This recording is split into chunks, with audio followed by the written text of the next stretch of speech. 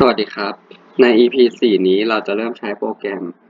เพื่อออกบิลขายได้ภายใน 3 นาที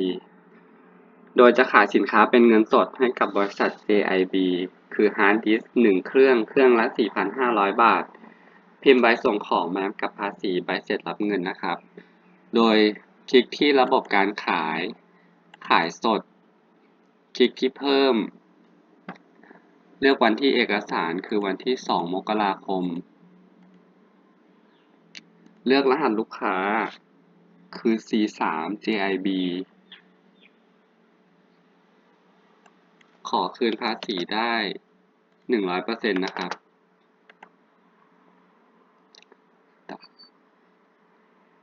เลือกรหัสสินค้าคือฮาร์ดดิสก์1เครื่องละ 4,500 บาท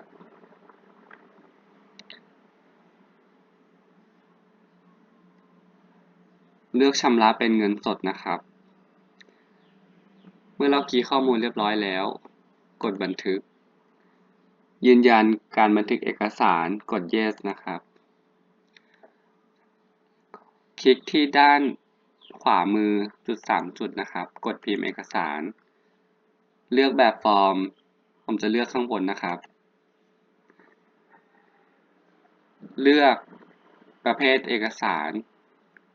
คือบันทึกเป็น PDF นะครับ เพื่อจะส่งให้ลูกค้ากดบันทึก